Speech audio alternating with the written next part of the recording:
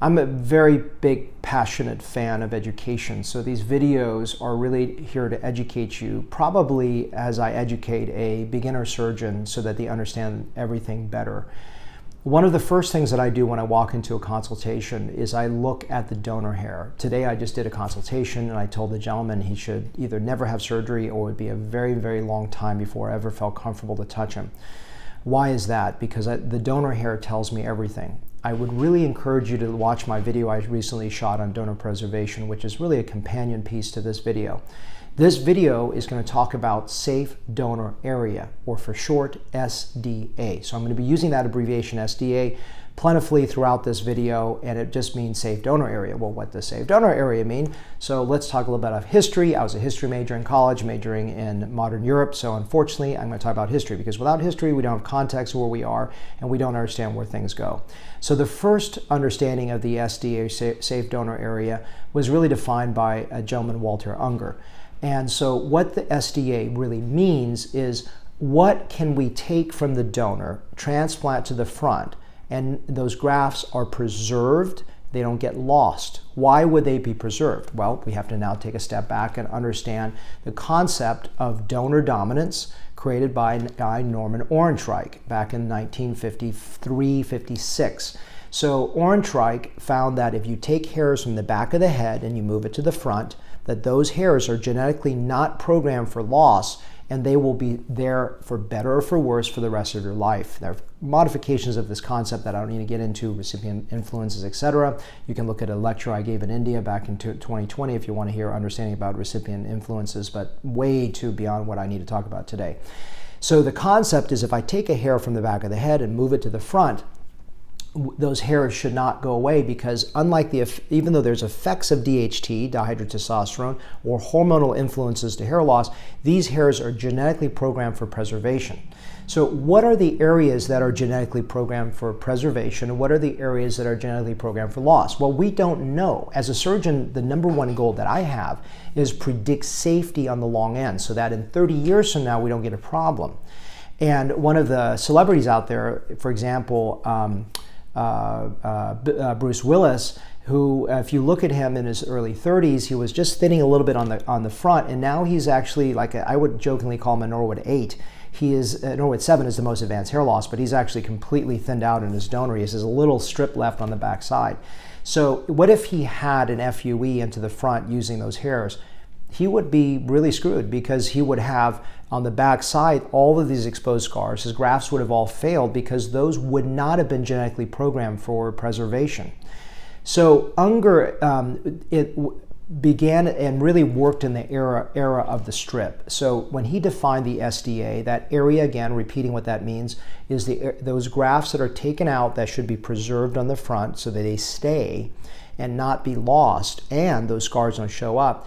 He defined the SDA as a pretty narrow area on the back, because what he looked at was really Norwood 6, 7s, and really 7s. In other words, a Norwood 7 is, think about the baldest man you know that doesn't shave his head, because once you shave his head, you can't see the donor. But if he doesn't shave the head, the baldest man has a horseshoe in the back, right? So that is the ultimate SDA, because it's a very narrow band on the back side. Because those hairs, if we took hair from the middle of that area and moved it to the front, then those hairs are not genetically programmed for loss, because those hairs are still there.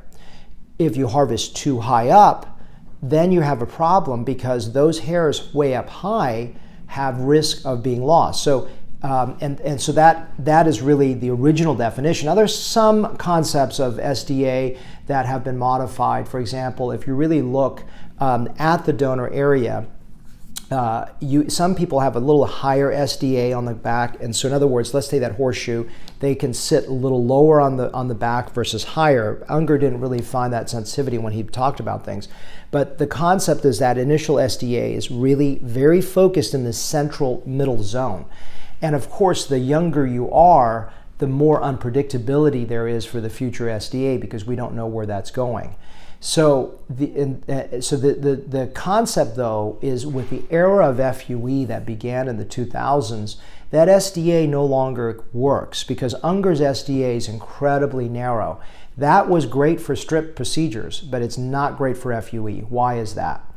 By very nature, when you're doing follicular unit excision or FUE, which means instead of doing a strip, you're harvesting one hairs at a time, you have to harvest wider. You cannot harvest a narrow strip, because if you harvest a narrow band of FUE, you'll have a completely overeaten middle section that will look weird. It'll look like a big bad strip scar, because a strip, even though you can take a huge amount of density off one centimeter and close it, and with a good closure you don't even see anything, there's no absence there. With FUE, you're actually taking down donor capacity. So you're taking enough down that you don't have exposure. How much can you take down? That's another great video I could shoot. I'm not going to go into depth of it, but in general, it sits somewhere between 15 to 35%, I would say, rarely 40%. I would say almost never 50. And that's a whole discussion why it's not 50. But I'm going to say in general, 15 to 35 is what you can take out usably without creating what's called a moth-eaten over-harvested zone. So if you think about that, if I harvest a very narrow area, because when I do a strip, I take 100% out. With FUE, I have to harvest a much lower number so that I don't have these moth-eaten appearances that I see walking through my door every week. That is an absolute travesty. So, and also remember that if I take 35% off, and that's a total limit, and I did that on my first pass, I have nothing left to take in the future, and we're stuck. So with FUE, it's a whole different dynamic of evaluation and intervention. But by very nature of FUE, I have to harvest wide. I cannot harvest narrow. So that SDA that was originally defined by Unger simply is not valid anymore. It can't be valid with FUE, or you can't do FUE. So with FUE, there's an expanded SDA, where grafts by very nature are going to be less safe because I've got to harvest wider. And so that is a problem, but it's also a problem in predictability. So the problem is the young men who really are the ones that really want FUE, and they're the ones that potentially should not be getting FUE, but guess what? I'm usually offering them FUE. So, well, wait a second, Dr. Lamb, you just told me that, hey, it's not as safe on young men because you don't have prediction of SDA. Yes, but that's where judgment comes into play of how to minimize problems. So when I'm looking at this area, I'm making judgments based on a lot of factors, but let's just talk about anatomy when I'm looking at an expanded SDA concept. In other words, wider harvesting on that donor. The crown. The crown is when I start getting scared. When I start seeing a young man with an expanding crown, FUE can be riskier with a couple exceptions. So when I see that crown expanding, I'm really, really worried that my SDA will become a problem within a few years or 20 years, because what happens if I misjudge this and I harvest grafts too close to that crown?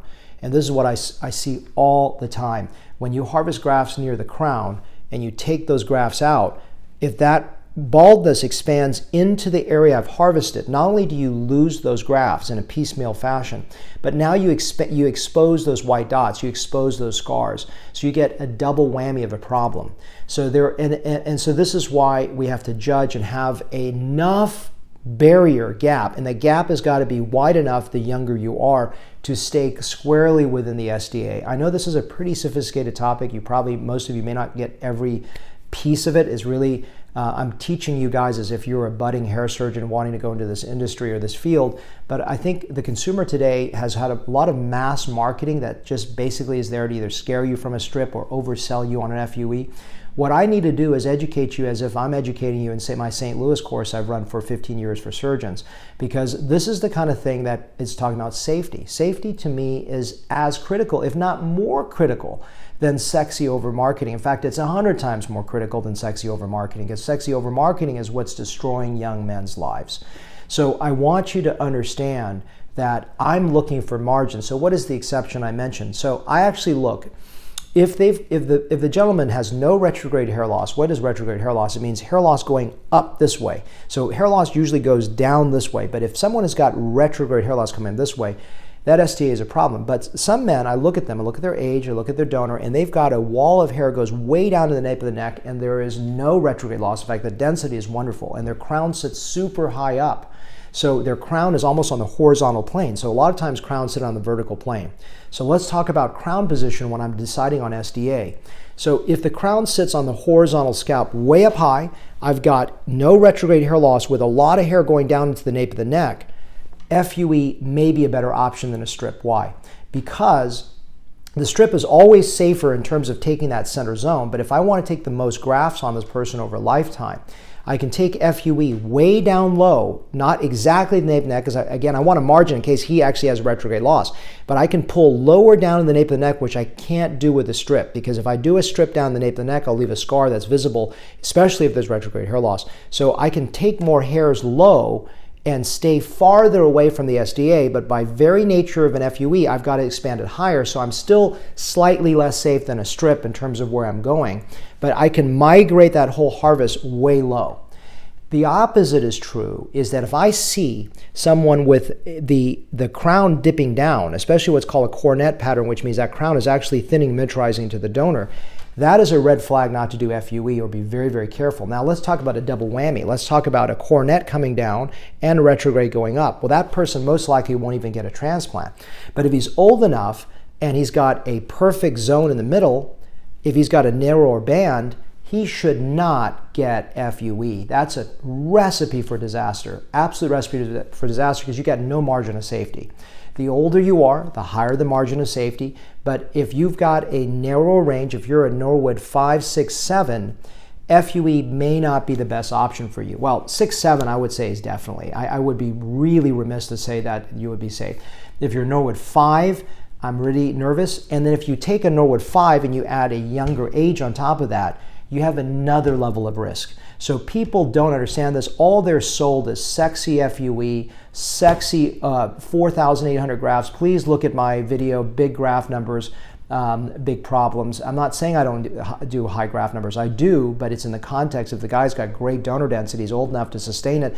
Yeah, I can do a higher number, but the number is not the answer. It's the quality of the result. So hopefully this video on sort of understanding the SDA, which is a very difficult concept to understand, is helpful for you. And this is why judgment on the part of an ethical surgeon who's done this for many years and understands how to calculate that SDA and project that number forward is a critical linchpin in the decision-making process for you as a prospective hair candidate.